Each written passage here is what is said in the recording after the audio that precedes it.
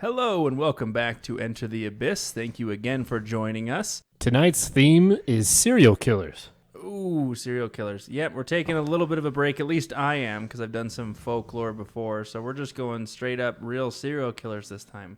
And we took to Facebook this week asking you guys to guess which serial killers you think we were going to cover. And we had a lot of crazy guesses, a lot of really good guesses like Jack the Ripper, Jeffrey Dahmer, Zodiac, etc., but it's not any of those. In fact, there were two that guessed it correctly. So shout out to Jane M. and Andrea C. for guessing. Clete, who'd they guess correctly? They guessed H.H. Holmes. H.H. Holmes. So great job, you two, guessing the serial killer we're going to be covering. There was one that I'm going to be covering that you guys didn't quite guess, and that's all right. We want you guys to continue to send us stuff on Facebook. We really want your help with a lot of the material.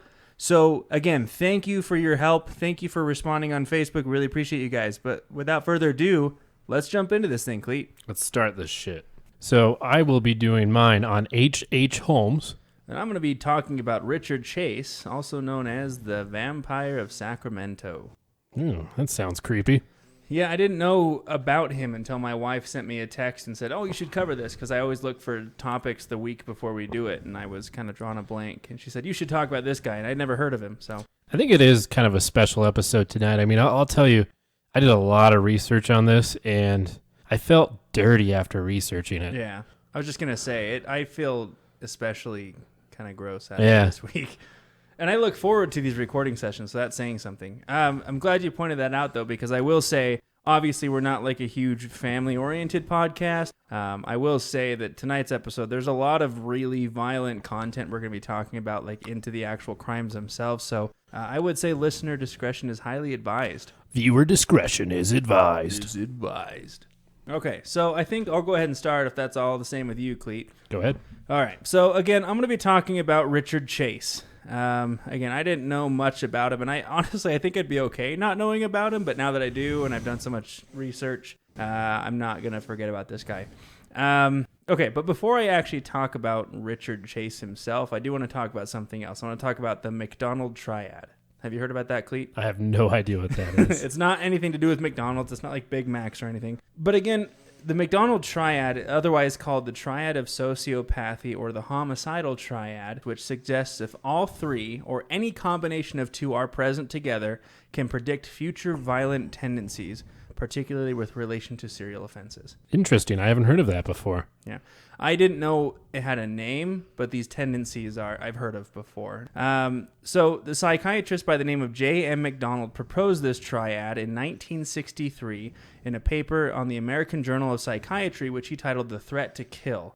Several psychiatrists and FBI agents conducted small-scale studies for evidence of these behaviors, just to kind of pinpoint future serial killers and problems when children grow up. The triad links cruelty to animals. This is the first one, which, if you're cruel to animals, I can't trust you as a human. I love my cat. I can't do it. And I have 4 dogs. Clete has a cat. Obsession with fire setting, also known as arson. So if you're rude to animals, you're setting fires. And the last one is persistent bedwetting past the age of 5. That's such a weird one. Like, why would that be correlated to being violent in the future? I don't see it. So then we'll talk about it, because that's actually the one that's most disputed. But all those 3, if you have those 3, you're kind of pinpointed to maybe having future serial offenses. Now, a lot of the people say that these behaviors are caused by parental neglect, brutality, or abuse, and some may argue that in turn is what causes homicidal proneness. Some argue that these factors are actually caused by troubles in the home rather than the behaviors themselves. Does that make sense? So nature versus nurture. Correct. So I want to talk about arson for a little bit first. Arson has been theorized to take effect in those who have had extensive periods of humiliation in their childhood. So if you have like a parental figure who constantly humiliates you and brings you down, you have a lot of pent-up aggression. And that aggression is actually released by causing a fire, because it's in essence trying to return to a normal state of self-worth, is what I found. This also has been questioned and reviewed because some state that the behavior results from antisocial behavior and isn't a predictive factor of later violent acts. I mean, I will say when I was a kid, I liked kind of starting little fires, but it was just interesting. It's known as arson. Oh, boy. So I want you to tell me where you stash the bodies, Clete, because that's a Well, if you have one of the other two, then we'll have to worry. So the second one is cruelty to animals. This kind of speaks for itself. There was an FBI special agent by the name of Alan Brantley who believed that some offenders would kill animals as a rehearsal for killing human victims. I mean, that makes sense. Some of my research, they were talking about they're trying to fulfill a fantasy. Right. So they do that, but then they just always want a little bit more and more of that. Yeah, it's kind of getting ready. And that's why I wanted to talk about the McDonald triad before we jump into it, because we're going to talk about serial killers a lot in the future. And this, I think, is going to pinpoint a lot of the behaviors. Now, when you have repetitive occurrences of humiliation again, children are exposed to extensive amounts of humiliation by their parents. They can't really retaliate to their parents because they're small.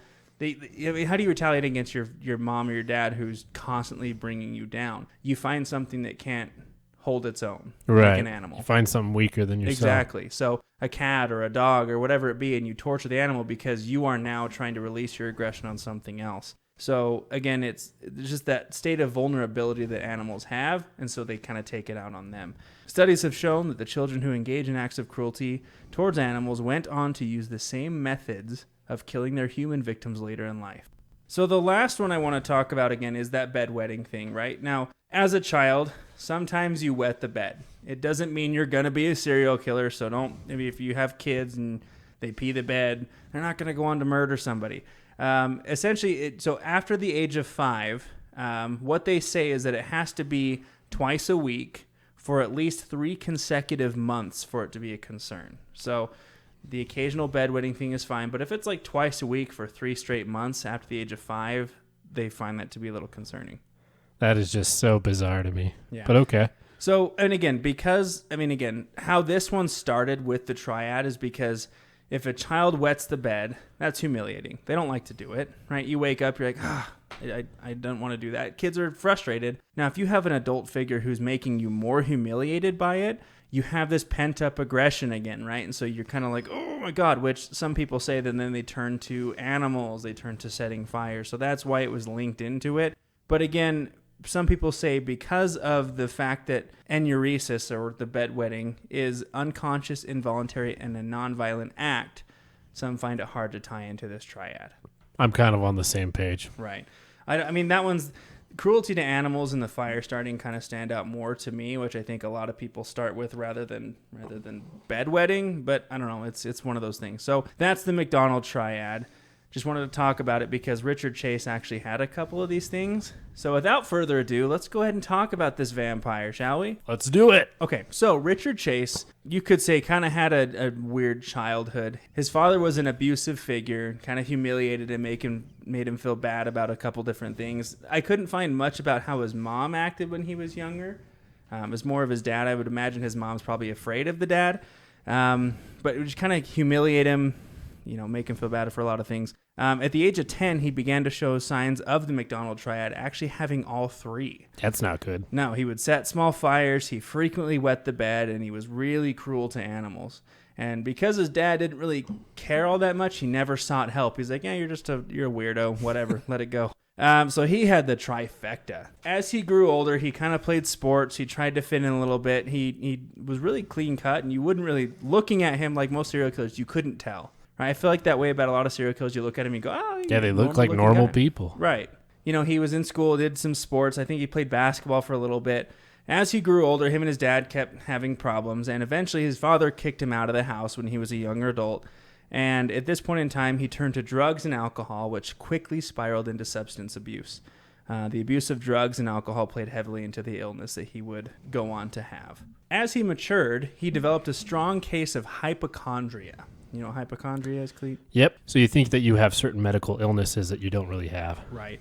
It's someone who's excessively worried about having a serious illness that they may or may not have. Usually it's something they don't have. So he consistently thought something was wrong with him. In fact, he claimed on multiple occasions that his heart would randomly stop beating, and even went on to say that someone had stolen his pulmonary artery. Right, now, the pulmonary artery is the artery that delivers oxygenated blood from the right side of your heart to the lungs. So you need that to survive. He said someone stole it from his chest. Sounds like he's a little bit nuts. A little bit. He claimed he felt like a walking corpse at times because his blood just stopped flowing. He also had a belief that he was really low on vitamin C. So to fix that, he would take a whole orange place it to his forehead, and would think that the vitamin C would be ingested directly into his brain, which is wacky. I mean, I don't know, it kind of makes sense. So, I mean, if you're low on sugar, just smash a Snickers bar into your forehead. You're going to be just fine. As if that wasn't weird enough, he thought that his cranial bones would separate and shift underneath his skin. So he went on to shave his head and facial hair so he could watch this happen.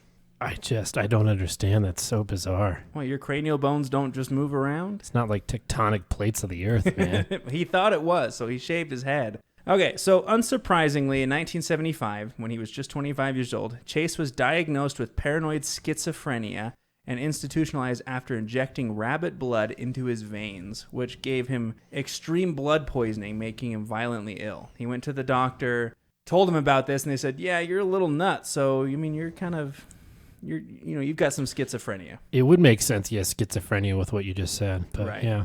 Right. So he earned the nickname Dracula when he was institutionalized from the hospital's assistants because of his fascination with blood. I mean, it's wacky. He claimed that this was the only way to stop the effects of the poison being given to him via the food. So he said, I need to drink blood because I'm being poisoned by the food. He even claimed that his blood was turning into powder. So he needed blood to make sure that it didn't completely powderize in his veins. So there are also reports of Chase extracting blood from service dogs with stolen syringes. So they would walk by, he'd extract blood. That's so gross. Yeah. So he's completely just I mean, he's delusional. Delusional, yeah. Now, again, there were several instances where he would reach out of his window and grab a bird. He'd break their necks, slit their throats, and drink the blood because he needed blood in order to keep himself alive, was what he thought. I mean, what if he saw someone do that? Like, my God. Yeah, well, that's my next point. So the staff are kind of thinking, this guy's nuts. He's killing all these animals. He's drinking blood. Now, a couple months go by. They believe that they have rehabilitated him and release him into the care of his mother. That's it. End of story. Happily ever after. I don't believe you. Yeah, good, because I'm not telling the truth. It's not how it ends. So Chase was released again to live with his mother, but he has no legal obligation to do so. I mean, he's a young adult at this point in time.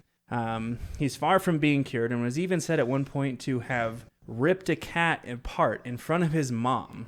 So she heard a knock on the door. She opened it. He threw a cat down, ripped it open, smeared its blood all over his face and his mouth, and was just delusional. And the weird thing is, if I did that in front of my mom, I would expect her to call somebody. She did nothing. She didn't call. She didn't report it. She just acted like it never happened. Now, not only that, but she started weaning him off the drugs because she felt like he didn't need them, all his medications. She's like, oh, you're not sick, you're fine, you don't need these medications.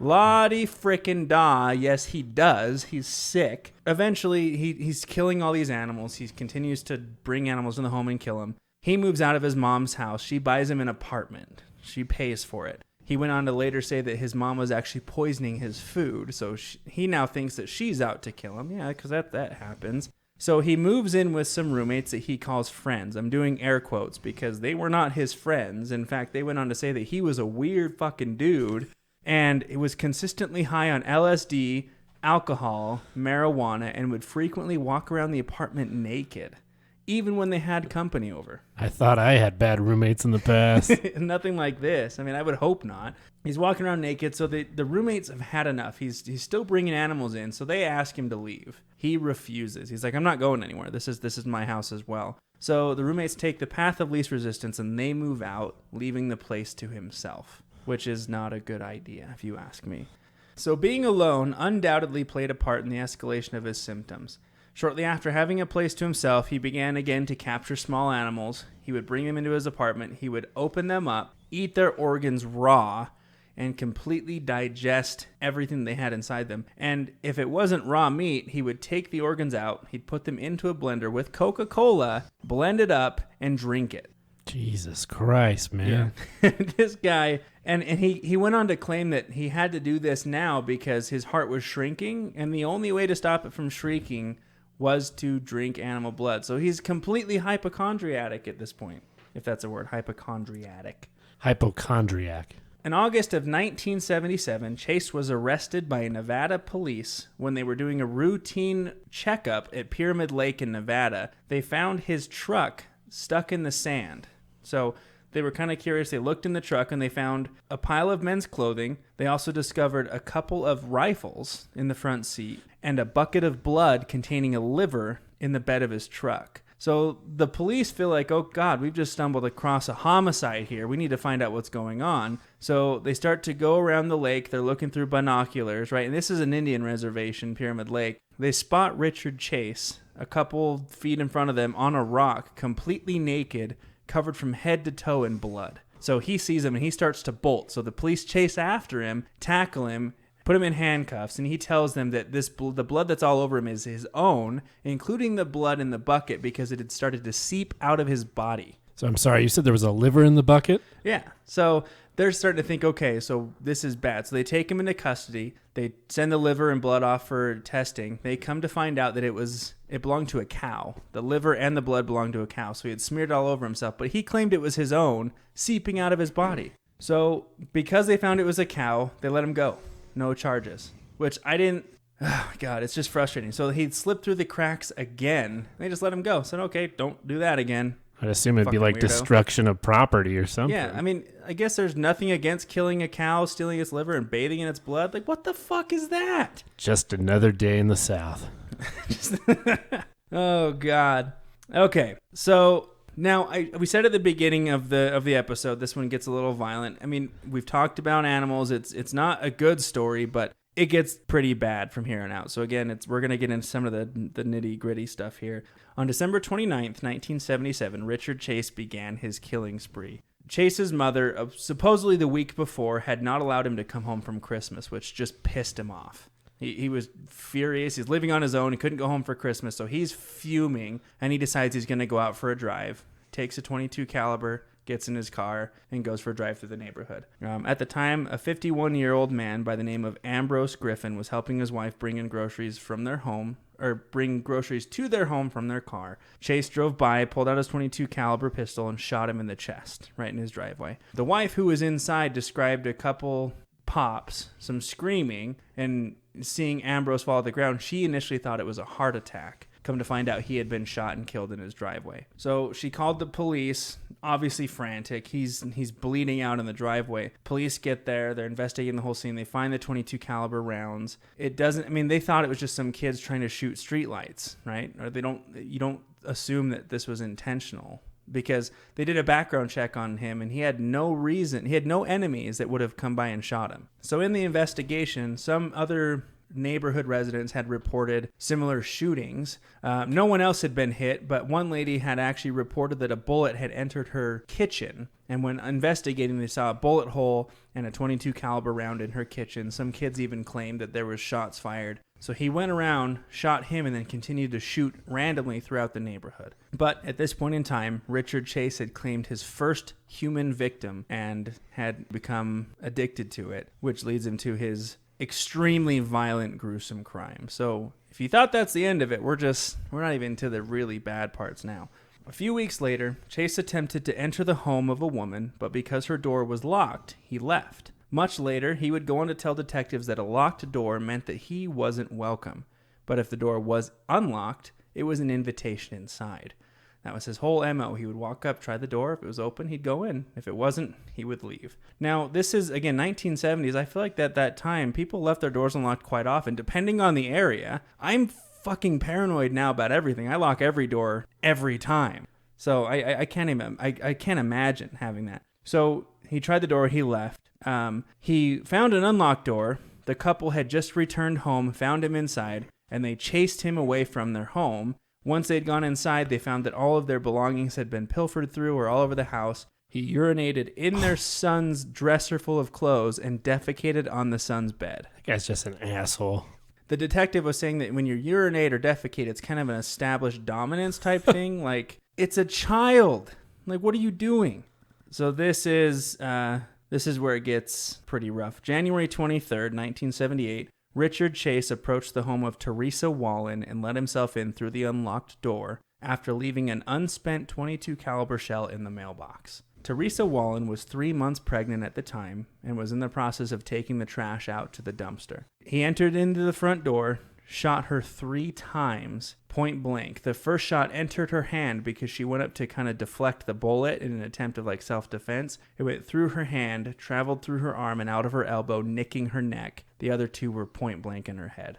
And then he dragged her body into the bedroom. The husband got home several hours later to find the gruesome scene, called the police, and the police got there, and what they found, they had no words to describe. They entered the house, of course. There was trash all over the front entryway, what seemed like oil, and a big, long trail of blood leading to the bedroom. Her body was on the floor. Her sweater had been hiked up over her neck, so her breasts were revealed. Her pants were pulled down to her ankles. Her knees opened up, and so she had been sexually assaulted. Her corpse had been.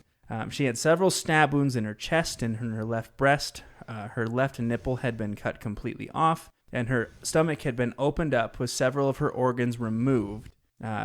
Just a terrible crime. He had actually attempted to remove one of her eyeballs, but I guess failed to do so. So it was just a horrible, horrible scene. They found an open yogurt container next to her body with blood all over it that he had reportedly used to drink her blood when she was dead. He then, and this is I don't understand, to add insult to injury, he took, because they had a family dog who, the husband got home and the dog was just waiting. Richard had taken dog feces from the yard and shoved it down her throat. So that's how police found her body. They found 22 caliber shells, of course, in there. So they linked it to the previous shootings in the house, in the neighborhood. So they kind of figured, okay, we've got the same culprit here at this point in time with the 22 calibers. I just don't know what would drive a human being to do that. I mean, they just have to be, I can't even put myself into their mind. It's crazy. Nor would I ever think that you would try. I mean, it's like you can't understand it. No, there's no reason behind it. So now this town is freaking out. The police they don't know what to do. They hadn't seen anything like this prior. Okay, 4 days later, January 27th, 1978, Chase approached the home of Evelyn Maroth, yet again letting himself in through the unlocked door. Inside this house was Evelyn Maroth herself, her friend Dan Meredith, her 6-year-old son Jason Maroth, and her 22-month-old nephew David Ferreira, who she was babysitting for her sister. Reportedly, Evelyn was getting ready to send her son to a sleepover at a neighbor's house before. Chase entered the home. He shot Meredith, so he shot the friend, Dan Meredith, in the head point blank, stealing his wallet and keys. He then shot and killed Evelyn Maroth in her head and shot her son Jason 2 times in the head. He was just 6 years old. Chase then proceeded to cut Evelyn open, again removing her organs and drinking her blood, before engaging in necrophilia with her corpse. The little girl who the son was supposed to spend the night at came to the home, knocked on the door, which caused Chase to kind of panic a little bit. But because no one answered the door, the little girl went back home, told her family, who started to worry, and they called police. And the police got there, but at that point in time, Chase had actually left in the friend Dan's car and had fled the scene. Now, when the police got there, they found the whole house was just a carnage scene that you don't ever want to see. Blood everywhere. I guess there was like 13 .22 caliber casings. They found the body of the friend Dan Meredith. Evelyn Maroth was there and her son Jason, all deceased. There was a tub full of bloody water and just scenes everywhere. But the problem is the 22-month-old nephew was missing.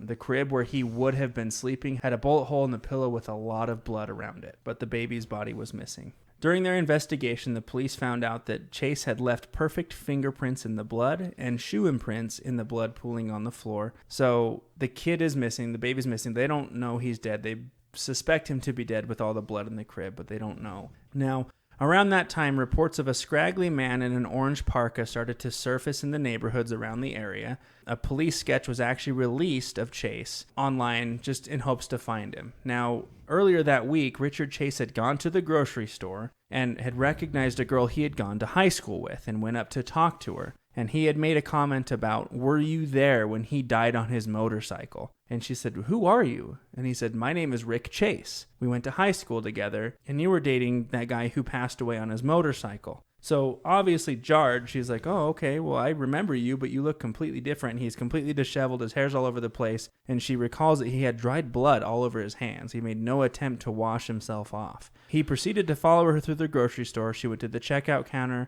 He checked out. She's walking out to her car, and he proceeds to follow her. So she gets into her car. He starts asking her for a ride. She rolls up the window really quick and speeds off in her car. It's just completely scary, right? And she's completely scared out of her mind. She's like, no, I don't want to get away from you. She goes home, finds out the police sketch, and knows exactly who they're talking about. So she calls the police and says, the guy you're looking for, his name is Richard Chase. I just ran into him at the grocery store. He was wearing the orange parka you're talking about. So she gave the police a name. So they did a background check, and all the records of institutionalization in the incident at Pyramid Lake were brought to surface, and an address was given for Richard Chase at the apartment that he lived in. So the police went to the front office of the apartment, and they told him that, yes, he lives there. He's in apartment 15. They also told him that the apartment next to his was empty. So they went to the door. They went to his apartment 15. They're knocking on the door, trying to get him to come out. They enter the empty apartment. They're trying to listen through the walls for sound of movement. They can hear him moving around in there.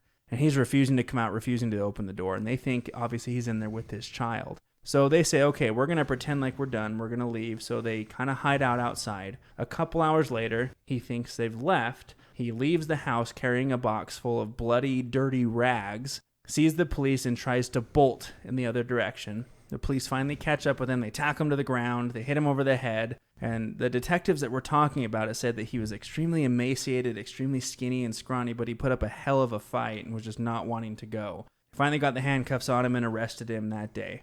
They went through the apartment, and what they found they had never seen before in their life. The floor, the ceiling, the walls, everything was just caked and smeared with blood. His refrigerator was covered in blood. He had human brains in his refrigerator and bone fragments. They found the blender that he had used to blend organs and Coca-Cola. The detective said it smelled like rot. It was the worst thing he had ever smelled in his life. But what they never found was the boy. So he's still missing at this point in time.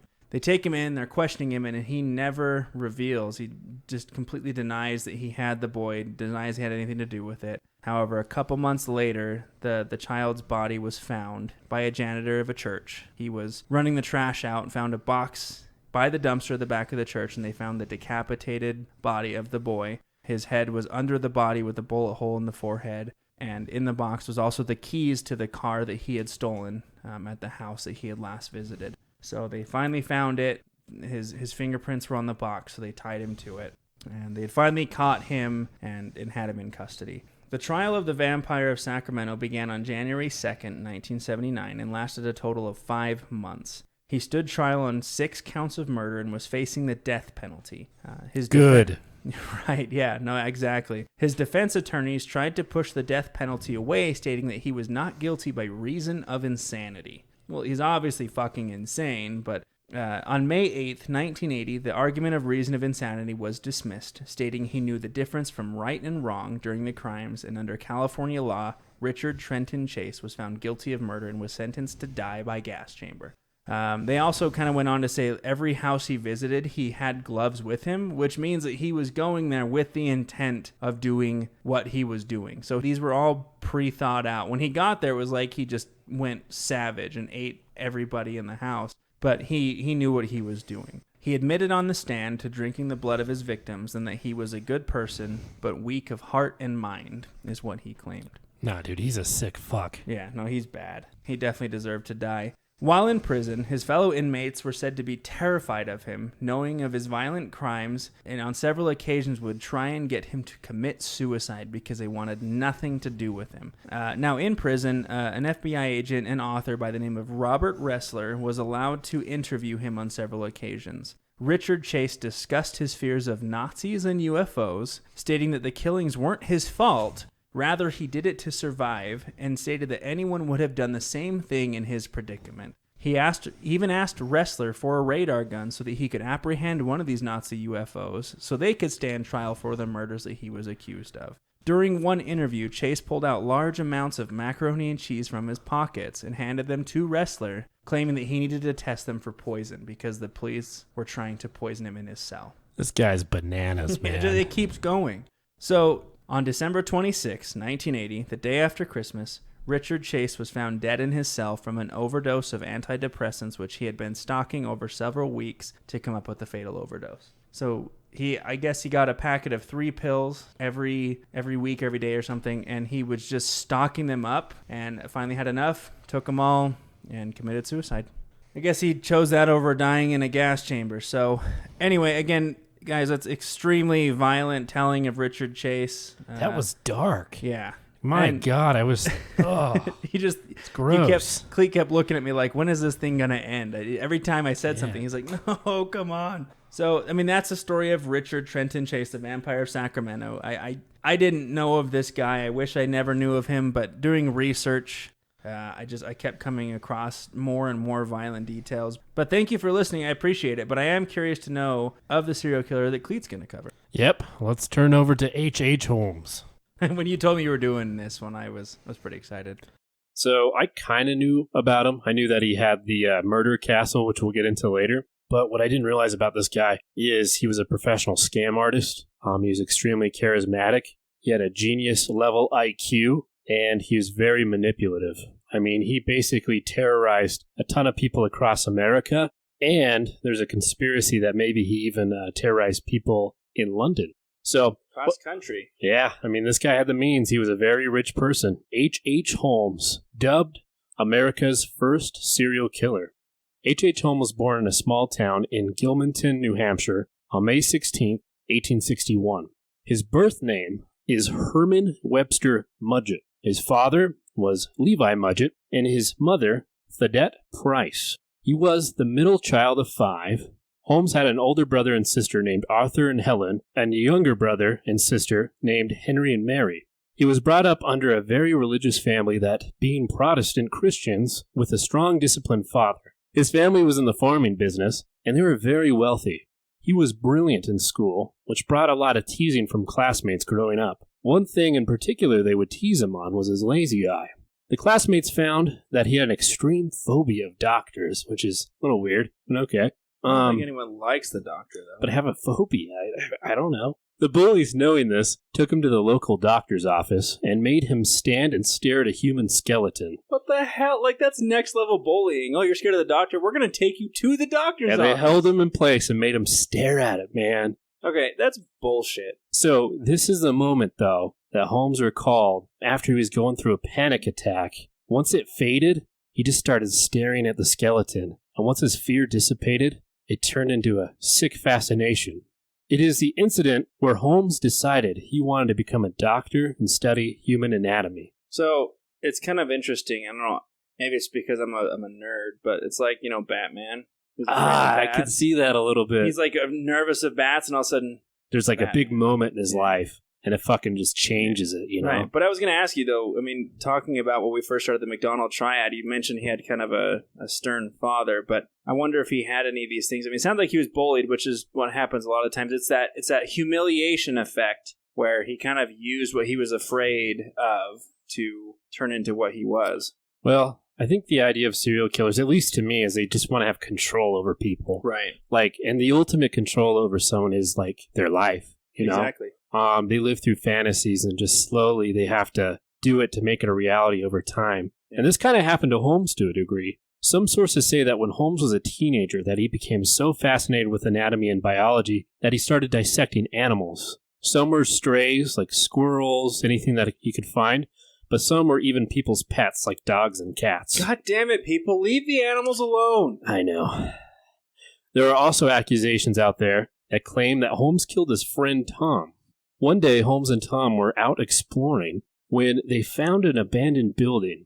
They decided to start exploring the place and checking out the top floors. Tom had an accident where he fell from the ledge and died.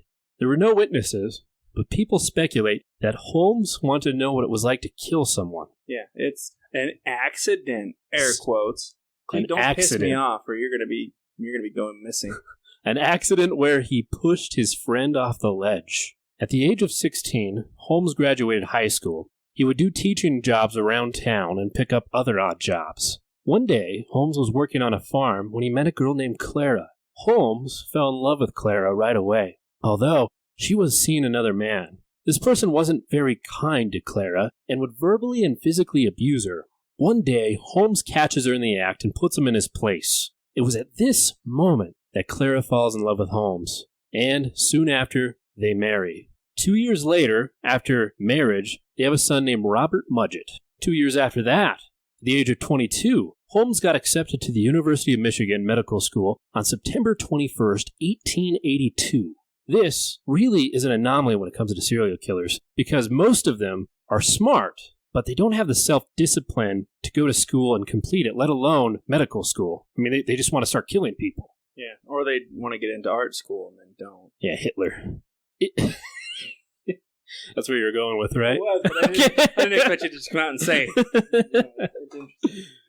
It was said that while in school, he developed a pathological drive to dismember human cadavers. He became friends with the chief of anatomy. This guy was very good with like socializing and things like that. So, he wanted to cut up as many cadavers as he wanted. So like, hey, let's make friends with this guy. Yeah, he's very manipulative, like you said. Yeah. It's like, I'm done with this frog shit. Give me a human. So this friendship helped him have access to almost unlimited corpses to experiment on. Yeah, this is definitely the making of a serial killer. Oh my God. Like a sick serial killer too. And having the person that's over the cadavers be like, yeah, can I cut up like as many as I want? I'd be like, no. Like, what is wrong with you? He's probably smarter than that. He was probably just saying he was trying to learn and become a better doctor or a surgeon. Be an A+ student with cadavers. I mean, this guy is a smart man, and he can hold his motives to himself, hold his cards in, and no one knows which ones he's going to play. It was claimed, though, that this is what desensitized him to death and longed for more. It created a lust to cut up the human body. And push people off of ledges. Poor Tom. This is where it gets a little bit weird. He eventually would start stealing these bodies and taking them home with him. This act helped him start his first scam. He would take these cadavers back home and mutilate them to the point that they were unrecognizable. He would then buy life insurance on people and then claim they had died by submitting one of these corpses. This scam was very lucrative for Holmes, and he continued the scam throughout medical school. The insurance companies started to get wise on him, and Holmes eventually had to change his name to the infamous Henry Howard Holmes. I think it'd be a lot easier to get away with this shit back in 1800s. Oh my God, like sometimes I'm reading through this shit and I'm like, are you serious? Like the shit he gets away with? You have frustrating. This is the tip of the iceberg. This isn't even This could have been avoided. So soon after graduating from medical school, his wife Clara left Holmes and took their son back to New Hampshire. It was later speculated that Holmes could have been abusive to Clara and she was trying to escape from this relationship. Another interesting fact is, although Holmes never saw Clara again, they never officially divorced. This ends up being a pattern with Holmes. Throughout his life, he will marry multiple women, break up, and never go through divorce proceedings. None of his wives were aware that he was already married, nor did he speak of those past relationships. This is, ironically, probably the least illegal thing Holmes did in his life. Good for him. I mean, none of his wives mysteriously disappeared or got murdered, okay. So... Well, I was going to say, I think that the reason they're breaking up is he's probably like, honey, look what I brought home today. A corpse! A body! Do you want to help me cut it open? We're going to make some money today. This is a Friday night date night. Bring out the Cabernet and we're going to cut this fucker open. It's like carving pumpkins. Okay. All right. So Holmes decides now, after being graduated, that he is going to travel around America. He would go to random towns, pick up odd jobs, and leave without notice. Some people claim to see Holmes with young boys while traveling to New York and Pennsylvania. They also noticed that these boys would just disappear without a trace. In 1886, Holmes decided to settle in Chicago.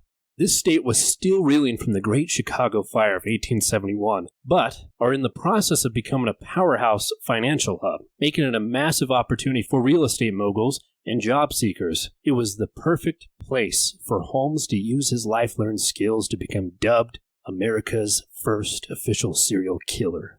Holmes starts out working at the Holton drugstore, located at the southeast corner of 63rd and Wallace in Inglewood. This location is where Holmes meets his second wife, named Myrta. Beautiful name. Myrtle Beach. They soon marry and have a daughter named Lucy. While continuing to work at this pharmacy, the owner, Everett Holton, dies of, and I'm going to put this in quotations, natural causes. Uh-huh. Then his wife disappears soon after selling the drugstore to Holmes. Mm-hmm. This base of operations would give him a steady flow of cash. And he would also come out with a mineral water elixir scam, which was just a city water supply. This is all awfully convenient. And he would sell it with the promises of curing almost any ailment at the pharmacy. So, In 1888, Holmes secures a lease on a vacant property across the street from his drugstore. This parcel of land is the first step of building the most notorious serial killer's paradise called the Myrtle Castle. The Myrtle Castle. Fuck off. The Murder Castle is actually what I know most about H.H. Holmes. When he told me you're going to do it, I'm like, oh, you're going to cover the Murder Castle, aren't you? Dude, there's so much more to this fucking story. What is crazy about Holmes is that I don't think he gets enough global stage when it comes to serial killers. When he was finalizing the blueprints of his torture hotel, Jack the Ripper was on his killing spree in London. But I've never really heard of Holmes before I really started researching this. But I've always heard about Jack the Ripper, right? I mean, he is sensationalized in the newspapers. I could only imagine Holmes just sitting down at a coffee shop reading the paper and just saying, oh, you think Jack the Ripper's good? Just wait till I open this fucking murder castle. Oh, you think you're bad? Yeah. Watch this. Either you copycat or you're better, man. That's just it. So, this hotel was a huge construction project, and the Inglewood residents were so impressed by the building during the construction that they called it the castle. Holmes would make sure there was a constant turnover of workers so they wouldn't discover the real purpose of the building. Yeah, you know what this reminds me of? What? Which we'll kind of talk about later, is the Winchester Hotel. Oh, yeah. Staircases to nowhere, man. Exactly. So they have these workers that come through and build, and then they kind of release them so that it's kind of like you don't know. It's never disclosed fully. So, yeah, that's great. And I want to talk about that one later, too. That's a good one. So, ladies and gentlemen, let's be clear. This building was designed to lure people in, torture them, murder them, then dissect them, then sell their skeletons to the local universities. I shit you not. Quite the operation, I would say. He sold their skeletons. Oh my God, just wait. Like, I had no I'm idea. Excited to get into I had this. no idea until I started researching this fuck. So, let's go into the architecture of the building. The first floor was inconspicuous, as it was facing the street. It housed a pharmacy, a jewelry store, barber shop, restaurant, and a blacksmith shop. The third floor looked innocent enough, as it was full of rented rooms, offices, and Holmes' own bedroom. It was, however, the second floor, where it indeed became a house of horrors. It had 35 rooms, many of which were explicitly designed as killing chambers. The rooms included tiny... Tiny what? Yeah, sorry.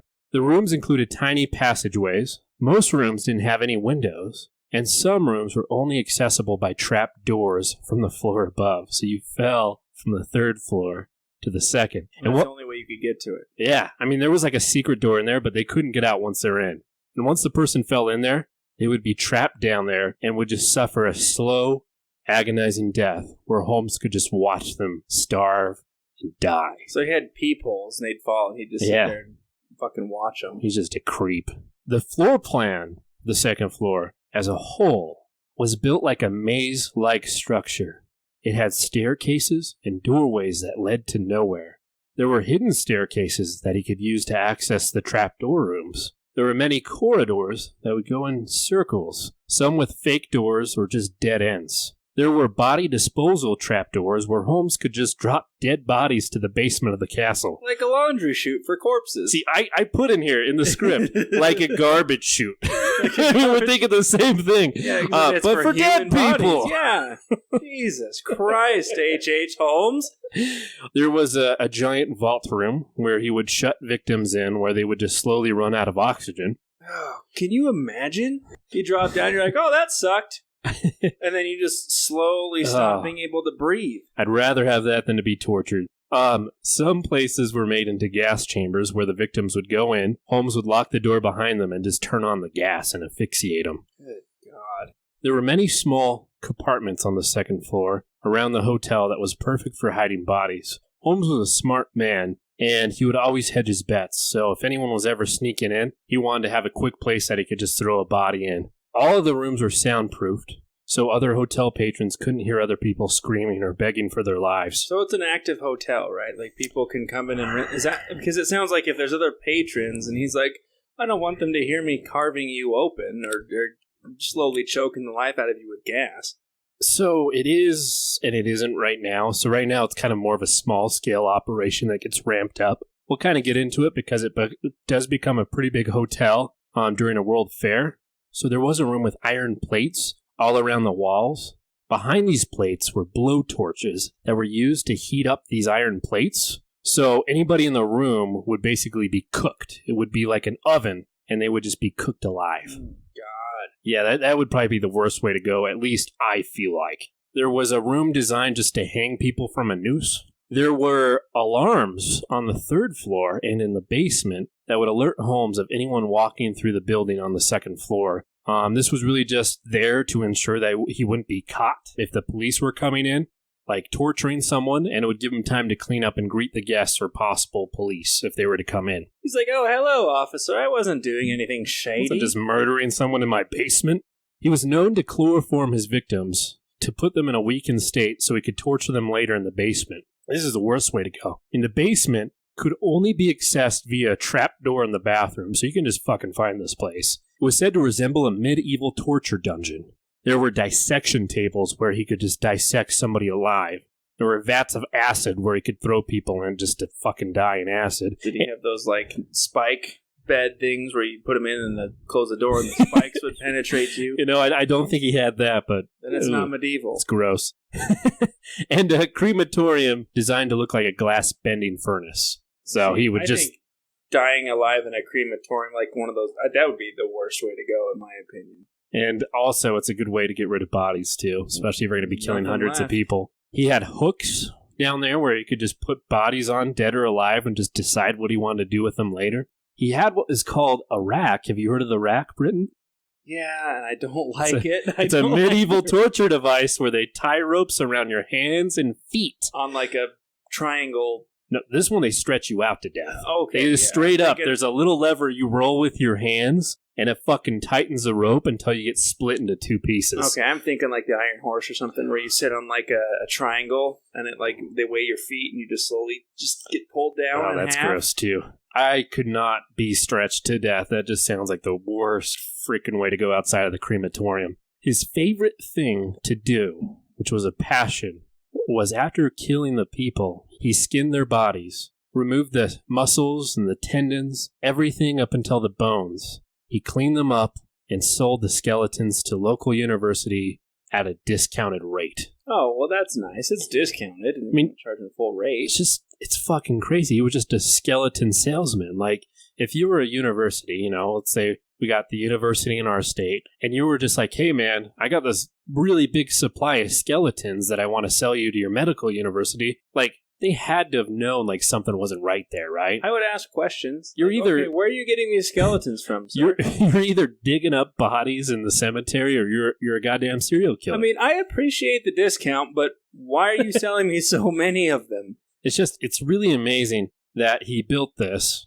He's starting to run it on a low scale and nobody's catching this guy. I mean, I bet at this point he felt invincible. Oh, yeah. He is untouchable. So, Holmes, like all serial killers, had a preferred victim profile.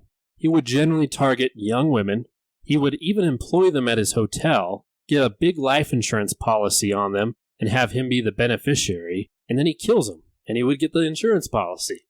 That wouldn't fly today. It wouldn't Similar work. insurance scams. I mean, this guy's smart, but he's kind of a one-trick pony. I mean, although I bet he was getting a lot of money out of these scams. He's like, oh, here's my new employee, Susan. We're going to take out $1 million life insurance policy. Oh, no, she's dead. Pay me. So I'm going to transition to something right here. It doesn't really fit with the story, but it's important down the road. So at this time, there's a man named Benjamin Freeland Pitzel who arrives in Chicago around the fall of 1889. He's described as an alcoholic, poor, and unable to keep a job. He is married and has 5 children whom he is deeply devoted to and works any odd jobs to support them. He has a criminal record ranging from theft to forgery. While searching for work, he comes across a newspaper ad from H.H. Holmes seeking carpenters for his new building. He ends up responding and meeting Holmes, and their lives become forever interwoven. He ended up being Holmes' right-hand man and his best friend. Although Pitzel never knew the true extent of the horrors that went on in Holmes' mind and what he brought into reality. So then he's not a best friend, because a best friend would know that your friend's a fucking serial killer. He didn't know, but he would engage in insurance scams with him. Like, he knew he was crooked, But just not that he's but he didn't know he's a fucking serial tying killer. people up to the right? rack in the basement. Like, a really just messed up dude, right? So, on May 1st, 1893, the World's Columbian Exposition is open to the public in Chicago. This thing is huge. I mean, it's a fair, and it's a massive event for the time, spanning over 600 acres right next to the Lake of Michigan. 600 acres. That's a fair. Yeah. So, over 20 million people from around the world attend this event between May 1st to October 30th. This is the perfect opportunity for Holmes to capitalize on his Murdoch Castle, which was located only a few miles from the World's Fair. Did he have a booth selling skeletons? Like, you can have the skeleton, it's 50% off today. Skeleton here, I'll get you skeleton. And when you buy it, come stay in my room. Okay, so people at this time weren't as well connected with their families back at home, right? They didn't have cell phones. They couldn't just Facebook. be texting them saying, hey, I'm going to stay at this hotel called the Castle tonight. Hashtag fair, yo. Right? So their families knew that they were at the World Fair, but they wouldn't know where they would be staying as they would rent hotels room the night of. Also, the city would be less likely to notice the disappearances as they were coming from around the world and were essentially strangers to the city of Chicago. Holmes would specifically rent out rooms during this time to visitors from the fair and has in advance renovated the whole place with luxurious furnishings to attract as much of them as possible. He puts out ads in the newspaper and even visits the fair with Petzel's children.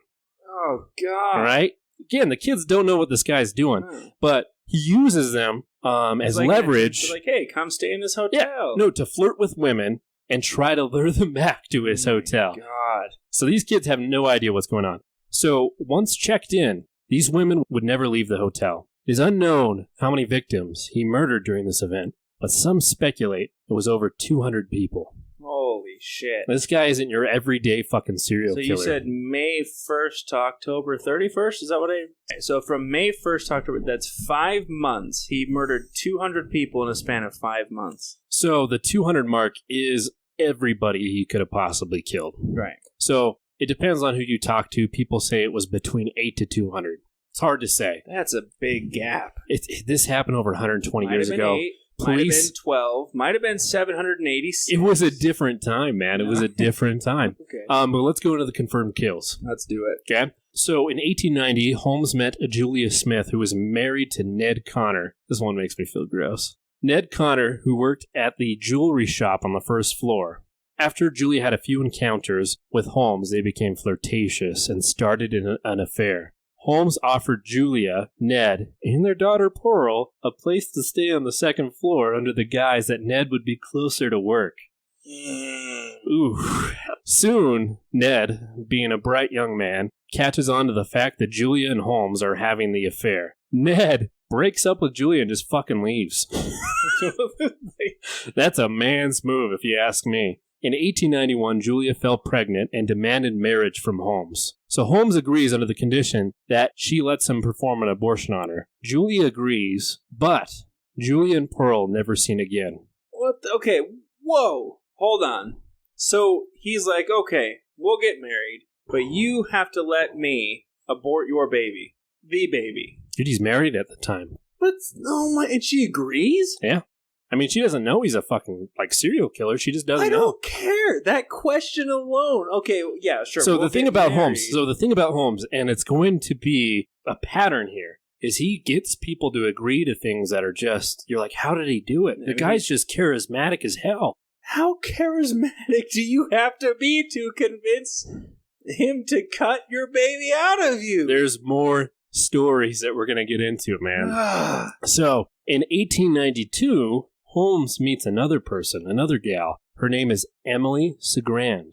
He hired her at the hotel as a typewriter. He ends up having an affair with her as well, and it's pretty open. All the hotel employees know, and some even speculate that Holmes' current wife knows, but she just doesn't say anything. She ends up disappearing around Christmas time. People ask Holmes where she went, and he states she moved to Europe and got married. It was later found out when authorities raided the building. He got her to go get a document in the vault, just locked her in there, let her die. Jesus Christ. Oh, H.H. Holmes, you dog. So, next year, in 1893, Holmes meets another woman named Minnie Williams, who is an actress from Boston. She came from a wealthy family from Texas and was an owner of a property in Fort Worth, Texas, valued at the time of $40,000. I wonder where this is going to go. So, if you were to convert that in today's money, that'd be over $1 million, just to make it easy. Which is big. Yeah, huge. Minnie falls head over heels in love with Holmes and signs the deed over to the property to him. Why not? It sounds like a perfectly good idea. But there's a problem. Now, the only thing stopping Holmes from owning this property entirely is her sister Nanny, who is a co-owner. So, one day he calls Nanny and tells her, hey, come over, I want you to do a surprise party for Minnie. It'll be awesome. Let me just meet you over at the train station. I'll drive you over there. And it's going to be on the second floor of my hotel. The murder castle. So, Holmes picks her up and takes her to the hotel. He gets her to enter the vault, and Holmes locks the door behind her. She is stuck in the vault room, and somehow Holmes lines the floor with acid. Authorities, again, when raiding the home, found her foot skin on the floor and on the vault door. It was just stuck there like forever. There was an imprint there. Peeled her fucking foot off. Yep. The sad part is Minnie was only a few rooms over while her murder was being taken place. Soon after this, Holmes kills Minnie, and jackpot, he is the official owner of the land. Yeah. Mm-hmm. It's at this point in Holmes' life where the insurance companies are becoming extremely suspicious of him. There's a clear pattern of Holmes putting life insurance policies on his staff, and they all seem to go missing or die. Thank you for putting the fucking puzzle together. God! So, we're going to go back to Petzel. So, his drinking problem kept getting much worse. I mean, this guy was just all over the place. He was drunk all the time. Workers on the property would report that Holmes and Petzel would argue over money matters. Holmes determined that he might be a threat now, as he knew what was going on with the insurance scams, and might spill the beans to someone in a drunken stupor. In a cold, calculated move, Holmes starts moving the pawns. He convinces Petzel to take out a significant life insurance policy on his own life, with his wife being the beneficiary. The original plan was for him to stage his own death in Philadelphia, where the insurance company was located. He told Petzel that he would substitute a corpse for his place. He would then lay low for a while as his wife collected the proceeds and split it with Holmes. Soon after making this agreement, Holmes goes on the run to his new land in Texas. He finds a new wife because he left his old one over in Chicago, and her name is Georgiana York. It is at Texas where Holmes starts missing his murder sprees in the castle, and he decides he's going to build an even bigger one in Texas. He's like, I haven't killed someone in a while. I'm missing that second floor gas chamber. No. Let's just build a better one. You know what he said? He said, everything is bigger in Texas. Is that where that came from? No. However, his plans are ruined as he gets arrested. Sadly, he isn't put behind bars for any of his heinous acts he commits in Chicago. But a bizarre crime he committed when stealing horses and bringing them back to his property. That's what he got busted for? Yeah. Stealing horses. How many people has he killed at this point? And he's stealing horses? I don't know. Jesus Christ. But this is where everything starts to unravel. I mean, this is where the demise of Holmes happens. While in prison, his cellmate ends up being Marion Hedgepeth, a notorious criminal in that day and age, and he was serving a 25-long sentence. Holmes starts to talk to Hedgepeth about the insurance plan he has set up with Petzel and how he plans to defraud the insurance company and steal the money from Petzel's family. Holmes is concerned about how he's going to pull off this feat, as it is a very complicated plot. Hedgepeth gives Holmes a referral to a dishonest attorney to help him collect Petzel's insurance policy. In return, Holmes promises to provide him with $500 for the reference after the insurance money is collected. Holmes is bailed out eventually by his third wife, Georgiana York, who Holmes lies about why he was incarcerated in the first place. He meets up with a lawyer, and the plan is set into motion. Wife after wife after wife. Guy's a player, dude. He's rich. Several weeks later, Petzel and Holmes find a similar cadaver that they can replace Petzel's body with and go to Philadelphia. They decide to set up shop on 1316 Collow Hill Street, where they will start a fake lab where they would stage a tragic lab accident with that fake corpse. Pitzel tells his wife on the phone about the scams and coerces her into agreeing with it. They need the money as they are poor, and so the mother gets all the kids old enough to understand what's going on, that they're going to come over and identify the corpse later. Oh no, not Dad. Right, but they think it's going to be, not actually their dad, but just a random corpse. Right. The plan goes into motion, but suddenly, Pitzel gets cold feet. Holmes, being desperate for the money, asks him to have a meeting to talk and strategize how they're going to do it. He soon realizes that Pitzel will not go through the scam, so he slowly starts feeding him more and more liquor while they're talking. Once Pitzel is very drunk, Holmes knocks him out with some chloroform and burns him alive. This is like his best friend that he's known for years and years and years. And the moment he becomes an inconvenience, he's just like, fuck it, let's kill him. Yeah, but because this is the kind of guy, like you said, he's super emotionally intelligent, that he's like, I will use you until I don't need you anymore. Right? He was manipulative. Everyone's expendable. He's had, 3 or 4 wives at this point. Still has them all. Friend. He still has them all. He's not the kind of guy you want to be friends with. Because the second you're not reliable, you're getting burned alive. Or profitable.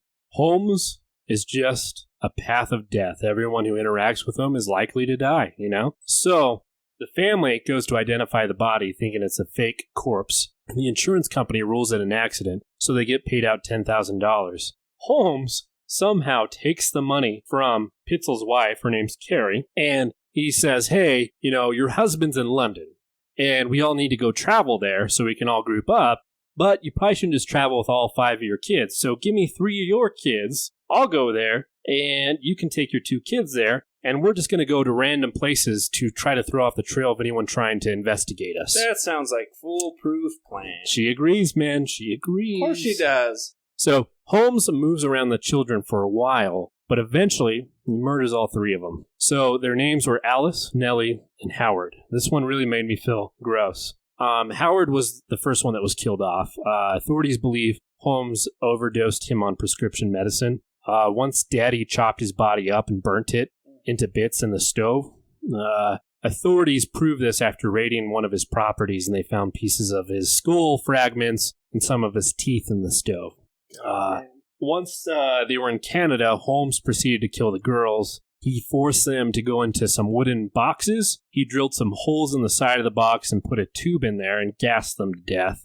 That's what you do to a sick family pet. You don't do it to a child. Kids, man. They were like, it's sad. And so he then stripped them down naked, which led authorities to think that maybe there was some sexual assault, and then buried him in his basement. God. So it's getting really sick here. He's a monster, man. He's a fucking monster. What can I say? So, thank God some steps take place where it causes him to get caught.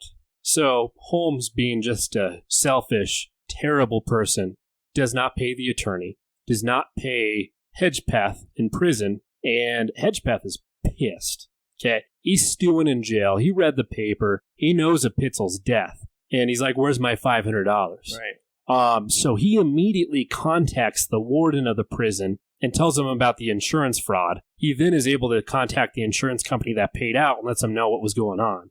This causes for detectives to hire a famous company known to track people down during that time called the Pinkerton Company. Their motto was, we don't ever sleep. Yeah, I've heard of the Pinkertons before. Yeah. They will get you. Because the detectives at the time were having trouble finding Holmes. He was just too smart. He was always a step ahead of the police. And the Pinkertons find them on November 17th, 1894 in Boston. He is sent to, I'm going to butcher this, Mayim Singh Prison in Philadelphia, and he is tried for conspiracy to cheat and defraud the Fidelity Mutual Life Insurance Company. He claims guilty on all those charges, but insists that Pitzel committed suicide. Carrie, being extremely distraught, it is said that she looks like she's aged 15 years at this moment, keeps asking Holmes where her 3 children are. He keeps making up different stories like they're with another accomplice, and he doesn't know where they're at. Oh, they're safe. Don't worry. They're okay. So detectives start searching his properties, and then they discover, the children's bodies. So they know that Holmes killed these children.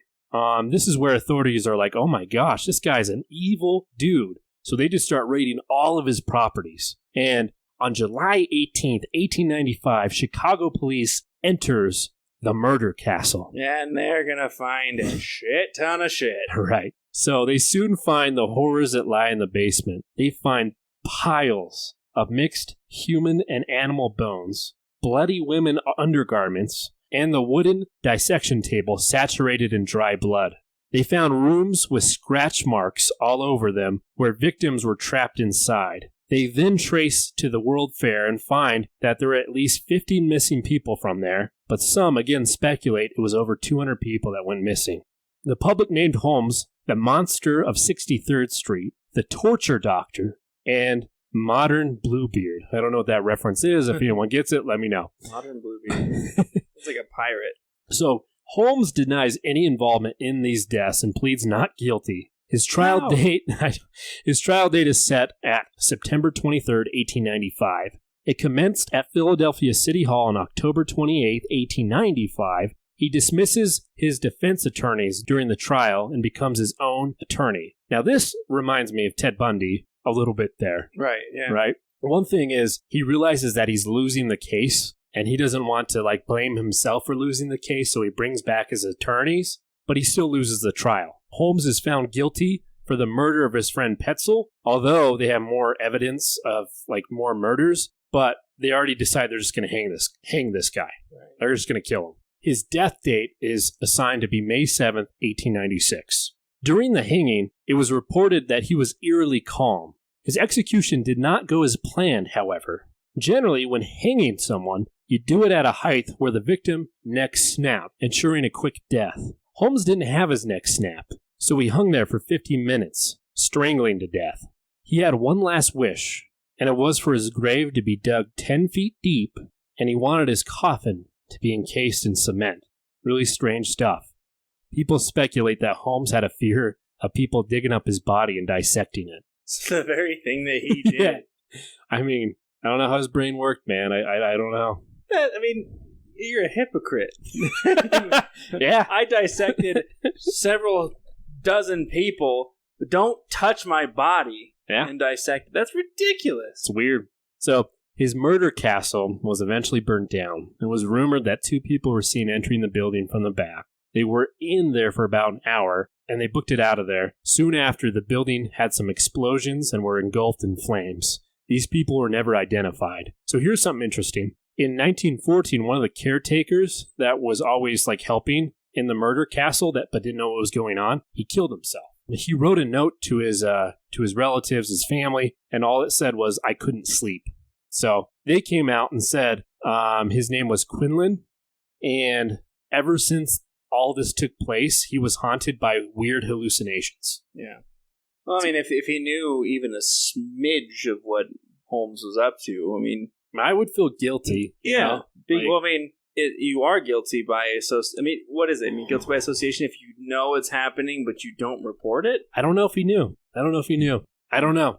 Doesn't say. I couldn't find any more information. Speculation. So there's a lot of conspiracy theories. I really only have 2 about this guy. One was actually just proven false in 2017, so this one's super recent. Some people believe that H.H. Holmes was never actually executed. They think that he paid someone to be hanged in his place, and he'd live out his life in hiding. This was, again, proven false in 2017 when one of his descendants got permission to dig up his body to do DNA testing. When they broke through the cement and opened the coffin, his body was still remarkably preserved due to the cement casing and didn't show any signs of decomposition. One thing they said is his clothes were in perfect condition and his mustache looked like it was groomed. Right? I was going to ask, so they actually did the cement thing? It wasn't... Yeah, no, they followed it. Through with it. Absolutely. It was, however, confirmed through DNA analysis that he was, in fact, a match with H.H. Holmes, so he was actually killed and buried. Okay. Thankfully. So here's the weird one, man. I'm going to give it to you. I don't know if you've ever heard this one. I didn't. I was pretty surprised. There's a theory that H.H. Holmes is Jack the Ripper. Oh. So the people who prop up this theory claim that the killings of Holmes and Jack the Ripper are eerily similar. They were all young women, and the way these people were killed exemplified the fact that the killer knew a lot about human anatomy, was very surgical in what he did. Was it the same year, though, as Jack the Ripper? I didn't catch the dates. So in 1880, that's when Jack the Ripper was going on. Okay. So was he. For example, in one of the Jack the Ripper cases, the killer cut out a victim's womb. This would have required medical knowledge or a medical degree. The bodies were always mutilated beyond recognition, which is something that he had a lot of experience doing, right? Also, some of the descriptions given to the police seems to match H.H. Holmes to a degree. They actually did a sketch of Jack the Ripper, and I'm going to tell our viewers to look this up. Pull up Jack the Ripper and H.H. Holmes comparison. And if you look at the sketch that the police drew in London on Jack the Ripper and a picture of H.H. Holmes, it looks almost similar. Pull it up right now, Britton. Oh, that's interesting. I didn't even know about that. I'm going to Google it real quick. Because, I don't know. That's interesting. I do want to talk about Jack the Ripper. That's actually one of my... I've written it down in the journal that I actually wanted to talk about. So go up to Google Images. Yeah, that's intense, man. Like, he has the mustache. He looks similar. He doesn't look the same, but he does look similar. No, it's surprisingly similar. Because, he's got the hat, he's got the mustache that, is curled up like the handlebar mustache. Yeah, that's surprisingly close. Right, and he would have the means and wealth to travel to London. In fact, one of his descendants got some letters that he wrote his lawyer, where Holmes writes about how he wants to visit London all the time. These letters were also sent to handwriting experts who compared them to the Jack the Ripper letter that was confirmed to be from him. So they found that there was a 97% match with their handwriting, suggesting that they could have been the same person. 95%. 97. Jesus. Okay. So that kind of blew my mind. Like, I've never heard of that. No. Ever. But, my God.